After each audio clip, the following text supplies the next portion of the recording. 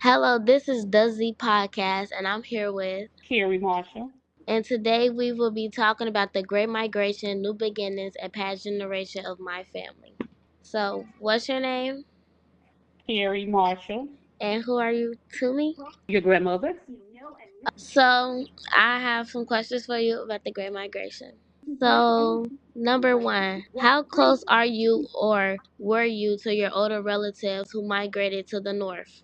That would be my mother, her sibling, her mother, and her siblings. And following that question, were y'all all living together? No, they lived in a little town called Wynn, Arkansas. It's about 45-minute drive from Memphis, Tennessee. There were, I think, 11 children. Altogether, their mother, my grandmother, had 11 children. So were they in one house? No, they weren't in one house. They were, wait a minute.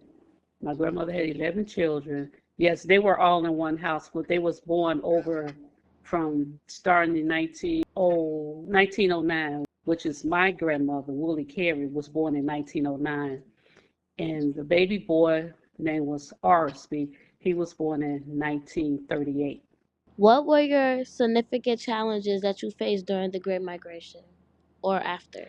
I would say the move from the north to the south for me, but my grandmother, excuse me, my mother and my grandmother now, their challenge was leaving the South, coming to the North. They came one by one because whoever the first one was that came here, like my grandmother, and then they followed suit one by one, and they would stay with that sibling till they got on their feet, and they just repeated the same pattern until those who moved here. Okay. What prompted you or your family to move from the South? As I stated before, my grandmother was the first to move here, and they came here for a better life. They had better opportunities because where they lived, it was a small racist town, and there was really not much of an opportunity for them other than being housemaids or housewives at that time. Maybe farming. They did. My great grandmother had a farm and they tended the farm. So they had farming, going out in the fields, picking cotton. They picked peaches, corn, all the things that you hear about picking corn, rice, peaches. Oh, I hate that because I had to do a little of that once I was going down there on my own. And like I said, there really wasn't much for them to do in that little town. Yes. And oh, I'm I'm sorry. sorry. Oh, My grandmother and her sisters, they all worked as maids in the rich white folks' house. And that's basically all they really had. yes, because in this paper it says that. Wait, I lost that. Give me 1 second. It hmm says that he was an a factory operative, a railroad man, and a sharecropper and farmer. It says That would after he be left the service. that would be my great grandmother, Mary. We call her Mama Mary. That would be her brother Henry, I believe, right? Yes. Because they had a farm where actually it was the family's farm. And that's where basically the men worked too. Like I said, they left Wynn, Arkansas, and they came north. Some went to Mounds, Illinois, Edwardsville, Alton, Illinois. They came to Chicago, went to Skokie, Illinois, and some of also went to St. Louis, Missouri. So, what were your method of transportation? Transportation. As a child, I remember my mother taking me and my twin brother. We used to ride the train all the time. I'm sorry, the first time I think I remember would be riding the train all the way to California. But I also remember other times when my cousin died as a child. I remember us taking the train down there. And maybe about the early 70s, that's when they started to travel in cars, and we would always travel in pairs. We would never be on the road, just one car, one family in one car. It will always be two or three or more cars traveling in pairs when we go from Chicago to down south, is what they call it, or down south back to Chicago. Was there anything that they or you had left behind when you left home? Yes, when my grandmother, Mama Woolley, when she left, The children were left behind with Mama Mary, and they would leave the children behind till they got situated wherever they was going. After they got to where they were, y'all, excuse me, hold on. Erica, when they left Arkansas, the grandchildren will stay with Mama Mary, and she would keep them until the mother got settled wherever they went to. As I said, Edwardsville, that was Aunt Irene, that's where she went. So her children would stay with Mama Mary until Aunt Irene got situated where she was in Edwardsville. Mama Willie, my grandmother, my moms and her sisters would stay with Mama Mary until Mama Willie got situated when she came to Chicago. And that's the pattern that they used back then. And they always stuck together and helped each other out. What did you experience in the South that you are glad you don't experience now?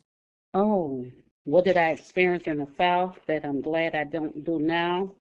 Yes, Um, did it glitch when I said that? that would be racism. Understanding what racism is and facing it for the first time in my life was nothing like how it was taught to me. It was the worst experience I had. I never want to go through that again. The disrespectful treatment was cruel and unacceptable. And I feel that people should learn how to treat others the way they want to be treated. But it was just the disrespectful, just white people being disrespectful. There's no other way to say it.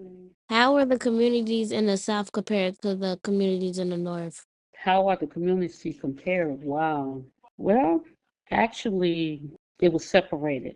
As of today, you still have a railroad track that divides this little hometown community. Black folks on one side of the railroad track and the white folks on the other side of the railroad track. And although time has progressed since then, it's still like that, but it's a little bit better. There was a tornado that went through our hometown about 3 years ago. It's sad that it took a tornado to tear our town down for them to come together. But since then, it's gotten a little bit better. Now, black folks has crossed the other side of the track, and now they live on what they call white side of the town, although they haven't moved over on the black side of town, but the blacks have moved over across the track on the white side of town. Did you meet anyone who changed your life after or during the migration? Not really, because most of the people I've known since I was a little child, I grew up with them. Because I've grown up there, well, I'm not growing up there, but spending time, my summer vacations and other vacations and other times down there, I already knew most of the people that I knew as I became an adult. So, no, I didn't really meet anyone. Well, that's all for today. Thank you for taking your time for participating in my family great migration story. And thank you guys for taking your time and listening. Once again, thank you. Enjoy your day. Signing off, the Z. Okay. Buck was a farmer and Harriet a housewife, according to the 1980 manuscript census of the United States. Buck and Harriet Motley were the parents of 4 children when slavery was ended by the 13th Amendment in 1865. Their children were George, Jacob, Elizabeth, and Henry, who were 8, 6, 1, and less than a year old when the family gained its freedom. Henry is my great grandfather, the lady who wrote the book. The fifth child, Maddie, was born in 1868, and the sixth child was Emma, who was born in 1870. New information from Grandpa's veteran administration records allow us to interpret the census data more accurately. The 1900 census had indicated that Emma and Henry Motley had at least 3 children while living in Mississippi. Mary was born in 1887, Pearl in 1892, and Jim H. Henry in 1894. Emma had borne 4 others who were deceased. The couple had 2 living children, both whom had been born in Wynne, Arkansas, Bessie in 1896 and Benny in 1899. Thus, the family seemed to have lived in Corinth for at least 7 years, from about 1887 to 1894. County reports to the Mississippi State Superintendent of Schools further suggest that Emma and Henry Motley and their family had left Corinth before 1896. Their son Odell of Colt indicated that after 1900, my grandparents had four additional sons: Wesley, Irvin, Odell, and Essex. Those were the last four boys. Born on September 10th, 1894, the person noted above as John H. was later called Henry Motley, who was my grandfather. Again, this is the lady who wrote the book.